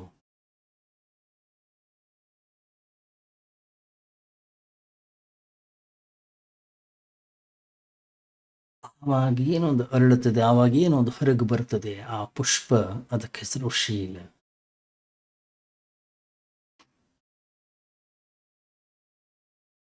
ಆ ಪುಷ್ಪವನ್ನು ಮಾತ್ರ ಭಗವಂತನಿಗೆ ಸಮರ್ಪಣೆ ಮಾಡ್ಲಿಕ್ಕೆ ಸಾಧ್ಯ.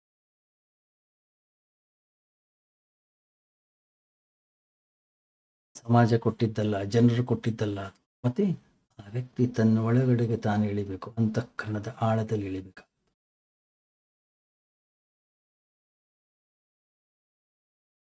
ಯಾವ ವ್ಯಕ್ತಿ ತನ್ನ ಒಳಗಡೆಗೆ ತಾನು ಇಳಿತಾನೋ, ತನ್ನ ಶೀಲವನ್ನು ತಾನೇ ಕಂಡುಕೊಳ್ತಾನೋ, ಆವಾಗ ಅವನಿಗೆ ಗೊತ್ತಾಗುತ್ತೆ, ಓ, ನಾನು ಈ ಶರೀರ ಬಂದ ಮೇಲೆ ಬಂದಂತಲ್ಲ, ಈ ಶರೀರ ಹೋದ ಮೇಲೆ ನಾನು ಹೋಗೋದು ಕೂಡ ಅಲ್ಲ, ನಾನು ಯಾವಾಗಲೂ ಕೂಡ ಇರ್ತಕ್ಕಂಥ.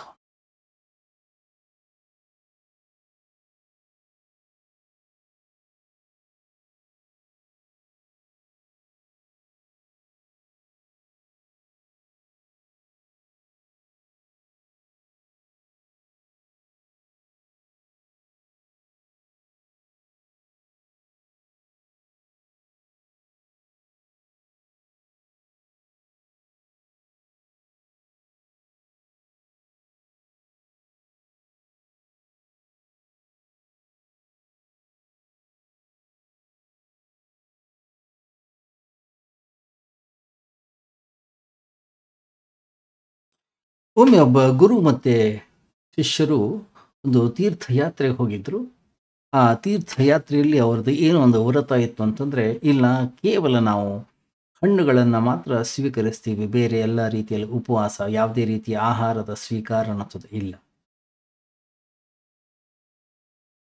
8-10 ದಿನಗಳ ಕಾಲ ಯಾತ್ರೆ ಇತ್ತು. ಅದೇ ಸಂಕಲ್ಪವನ್ನು ಮಾಡಿಕೊಂಡೆ ಹೊರಟಿದ್ರು. ಯಾವುದೋ ಒಂದು ಹಳ್ಳಿಗೆ ಹೋಗ್ತಾರೆ. ಹಳ್ಳಿಗೆ ಹೋದರೆ ಆ ಹಳ್ಳಿಯಲ್ಲಿ ಈ ಗುರು ಯಾರಿದ್ರು, ಆ ಗುರುವಿನ ಜೊತೆ ಒಂದು 10-15 ಜನ ಶಿಷ್ಯಂದಿದ್ರು. ಆ ಗುರುವಿನ ಶಿಷ್ಯ ಒಬ್ಬ ಅಲ್ಲಿದ್ದ. ಅವನಿಗೆ ಏನೊಂದು ಸಂಭ್ರಮ, ಏನೊಂದು ಖುಷಿ ಅಂದರೆ ನಮ್ಮ ಗುರು ಬರ್ತಾ ಇದ್ದಾರೆ, ಅವರ ಶಿಷ್ಯ ವೃಂದ ಬರ್ತಾ ಇದೆ, ಅವರಿಗೆ ನಾನು ಸತ್ಕಾರವನ್ನು ಮಾಡಬೇಕು, ಅವರನ್ನು ಆಧರಿಸಬೇಕು. ಆದರೆ ಅವನ ಹತ್ರ ಹಣ ಇಲ್ಲ. ಮನೆ ಇತ್ತು, ಒಂದು ಹೊಲ ಇತ್ತು, ಎಲ್ಲವನ್ನೂ ಮಾರದ ಅವನು.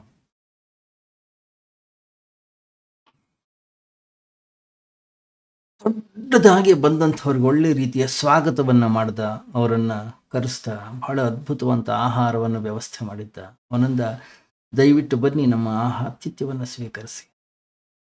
ಶಿಷ್ಯರಂದ್ರೆ, ಇಲ್ಲ, ನಾವೆಲ್ಲ ಉಪವಾಸ ವ್ರತವನ್ನು ತೆಗೆದುಕೊಂಡಿದ್ದೀವಿ, ಆದ್ರಿಂದ ನಾವು ಯಾರು ಕೂಡ ಊಟವನ್ನು ಮಾಡೋ. ಗುರು ಏನು ಹೇಳಲಿಲ್ಲ, ಸೀದಾ ಹೋದ, ಊಟಕ್ಕೆ ಹಾಕಿದ್ರು, ಊಟ ಮಾಡ್ದ. ಅವನು ಏನು ಸಂಕಲ್ಪ ಮಾಡಿದ್ದೇನು ನಾವು, ಏನು ಹೇಳಲಿಲ್ಲ ಅವರು. ರಾತ್ರಿ ಅವತ್ತು ಅಲ್ಲೇ ಮಲಗಿದ್ರು. ರಾತ್ರಿ ಮಲಗಿದಾಗ ಗುರುವನ್ನ ಕೇಳ್ತಾರೆ ಎಲ್ಲ ಶಿಷ್ಯರು ಬಂದು, ನಾವೇನು ಸಂಕಲ್ಪ ಮಾಡಿದ್ದೀವಿ, ನೀವೇನು ಮಾಡಿದ್ರಿ ಇವತ್ತು? ನಂದ, ಏನು ಮಾಡಿದೆ? ಊಟ ಮಾಡಿದ್ದೀನಿ. ವ್ರತ ಭಂಗ ಆಗ್ಲಿಲ್ವಾ? ಇಲ್ಲ. ಯಾಕೆ? ಪ್ರೇಮಕ್ಕಿಂತಲೂ ಅತ್ಯಂತ ಶ್ರೇಷ್ಠವಾಗಿರ್ತಕ್ಕಂಥ ತೀರ್ಥಯಾತ್ರೆ ಈ ಜಗತ್ತಿನಲ್ಲಿ ಇನ್ನೊಂದಿಲ್ಲ. ನಾವು ಮಾಡಿದ್ದೀವಿ 1 ತಿಂಗಳು ಉಪವಾಸವನ್ನ. ಆಯ್ತು, ಇವತ್ತು ನಾವು ಉಪವಾಸವನ್ನು ಮುರಿದಿದ್ದೀವಿ. ಅದರ ತಪ್ಪಿಗೆ ಇನ್ನೂ 10 ದಿನಗಳ ಕಾಲ ಎಕ್ಸ್ಟ್ರಾ ಉಪವಾಸವನ್ನು ಮಾಡೋಣ. ಆದರೆ ಇದನ್ನು ನನ್ನ ಕೈಲಿ ನಿರಾಕರಣೆಯನ್ನು ಮಾಡಲಿಕ್ಕೆ ಆಗಲಿಲ್ಲ. ಯಾಕೆ? ಅವನ ಪ್ರೀತಿಯ ಮುಂದೆ ನನಗೆ ಇನ್ಯಾವ ದೇವರು ಕೂಡ ಕಾಣಿಸಲೇ ಇಲ್ಲ. ಅವನ ಶ್ರದ್ಧೆಯ ಮುಂದೆ, ಅವನ ಅಂತಃಕರಣದ ಮುಂದೆ ನನಗೆ ಬೇರೆಯೇನು ಕೂಡ ಗೋಚರವೇ ಆಗಲಿಲ್ಲ. ಆದ್ದರಿಂದ ನಾನು ಊಟ ಇಲ್ಲ, ನಾವು ಸಂಕಲ್ಪ ಮಾಡಿದ್ದೇವೆ, ಅದು ತಪ್ಪು, ಹಾಗೆ ಮಾಡಬಾರದು. ಗಮನಿಸಿ, ಶಿಷ್ಯರು ಚರಿತ್ರವಂತರು, ಆದರೆ ಗುರು ಶೀಲವಂತ.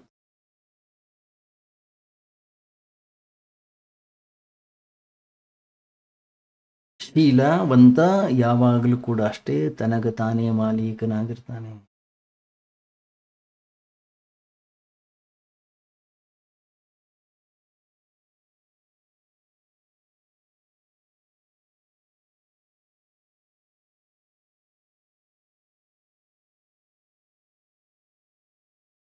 ಯಾವ ವ್ಯಕ್ತಿ ಆಂತರಿಕವಾಗಿ ಜಾಗೃತನಾಗುತ್ತಾನೋ ಅಲ್ಲಿಂದ ಹೊರಗೆ ಬರುತ್ತೆ ಅವನ ಮಾತುಗಳು.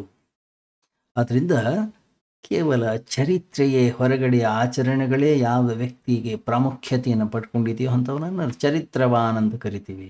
ಆದರೆ ಯಾವತ್ತಾದರೂ ನೀವು ನಿಮ್ಮ ಜೀವನದಲ್ಲಿ ಒಬ್ಬ ಶೀಲವಂತ ಸಿಕ್ಕರೆ ಗಟ್ಟಿಯಾಗಿ ಕಾಲು ಹಿಡ್ಕೊಳ್ಬೇಕು. ಅವನು ಒಬ್ಬ ಚರಿತ್ರವಂತ ಅಂಧಾನುಕೂಲ, ಸುಮ್ಮನೆ ಅವ್ರು ಹೇಳಿದ್ದಾರೆ ನಾನು ಮಾಡ್ತೀನಿ.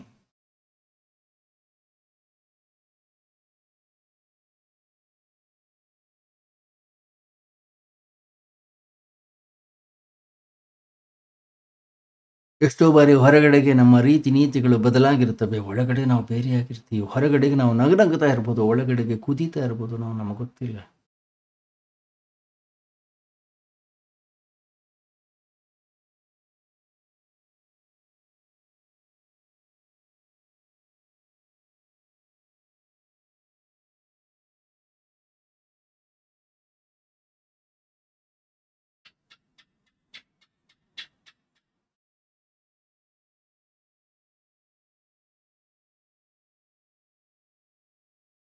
ಯಾವ ವ್ಯಕ್ತಿ ತನ್ನಲ್ಲಿ ತಾನು ಸ್ಥಿರತೆಯನ್ನು ಕಂಡುಕೊಂಡಿದ್ದಾನೆ, ಯಾವ ವ್ಯಕ್ತಿ ತನ್ನ ಒಳಗಡೆಗೆ ತಾನು ಇರ್ತಕ್ಕಂಥ ಆತ್ಮತತ್ವ ಚೈತನ್ಯವನ್ನು ಅರಿತಿದ್ದಾನೆ, ಯಾವಾಗಲೂ ಕೂಡ ಶಾಂತನಾಗಿರ್ತಾನೆ, ಯಾವಾಗಲೂ ಕೂಡ ಆನಂದವಾಗಿರ್ತಾನೆ.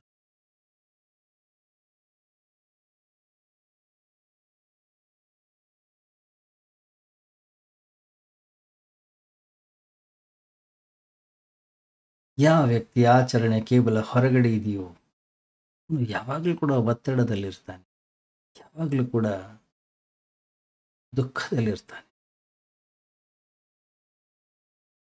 ಗಮನಿಸಿ, ನೀವು ಯಾವ ವ್ಯಕ್ತಿಯ ಜೀವನದಲ್ಲಿ ಬರೀ ಚರಿತ್ರೆ ಇದೆ, ಹೊರಗಡೆಗೆ ಆಚರಣೆ ಮಾತ್ರ ಇದೆ, ಸ್ವಲ್ಪ ದಂಭಾಚಾರಿ ಆಗಿರ್ತಾನೆ, ಅವನಲ್ಲಿ ಸ್ವಲ್ಪ ಕೋಪ ಅನ್ನೋದು ಹೆಚ್ಚಿರುತ್ತೆ, ಅವನು ಯಾವಾಗಲೂ ಕೂಡ ನಗನಗತ ಇರ್ಲಿಕ್ಕೆ ಆಗೋದಿಲ್ಲ ಅವನಿಗೆ.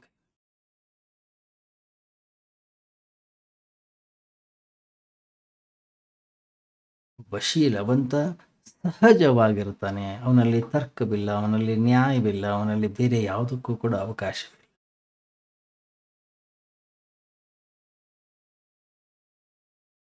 ಅವನಲ್ಲಿ ಯಾವುದೇ ರೀತಿಯ ಕಟ್ಟಳೆಗಳಿಲ್ಲ, ಅವನೊಬ್ಬ ಮುಕ್ತ ಪುರುಷ. ಪಕ್ಷಿ ಹಾರಾಡಿದ ಹಾಗೆ ಅವನ ಜೀವನ.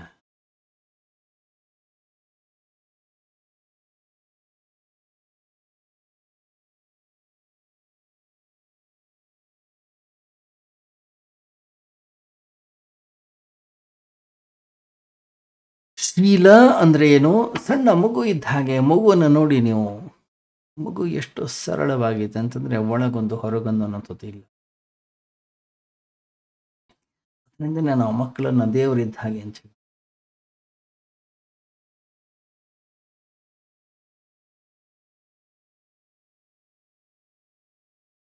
ಯಾವತ್ತು ನಾವು ಚಿಕ್ಕ ಮಕ್ಕಳನ್ನ ಬಹಳ ಹತ್ತಿರದಿಂದ ನಾವು ನೋಡ್ತೀವಿ, ನಮಗೆ ಗೊತ್ತಾಗುತ್ತೆ ಸಂತರಂದ್ರೆ ಹೇಗಿರ್ತಾರೆ.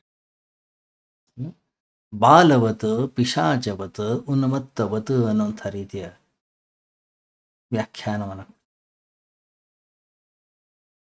ಅದರಿಂದ ಜಗತ್ತಲ್ಲಿ ಶೀಲವಂತ ಒಬ್ಬ ಮಹಾತ್ಮನನ್ನು ಕಂಡುಕೊಳ್ಳೋದೇನಿದೆ ಬಹಳ ಕಷ್ಟ, ಬಹಳ ಕಷ್ಟ, ಬಹಳ ದುರ್ಲಭ ಅಂತವ್ರು ಸಿಗೋದು. ಮುಂದುವರಿಯುತ್ತೆ ನಾಳೆ. ಓಂ ಸರ್ವೇ ಭವಂತು ಸುಖಿನಃ, ಸರ್ವೇ ಸಂತು ನಿರಾಮಯಾಃ, ಸರ್ವೇ ಭದ್ರಾಣಿ ಪಶ್ಯಂತು ಮಾ ಕಶ್ಚಿತ್ ದುಃಖಭಾಗ್ ಭವೇತ್. ಸತೋ ಮಾ ಸತ್ಗಮಯ, ತಮಸೋ ಮಾ ಜ್ಯೋತಿರ್ಗಮಯ, ಮೃತ್ಯೋರ್ಮಾ ಅಮೃತಂಗಮಯ. ಓಂ ಶಾಂತಿ ಶಾಂತಿ ಶಾಂತಿ. ಹರಿ ಓಂ. ಶ್ರೀ ಗುರುಭ್ಯೋ ನಮಃ. ಹರಿ ಓಂ.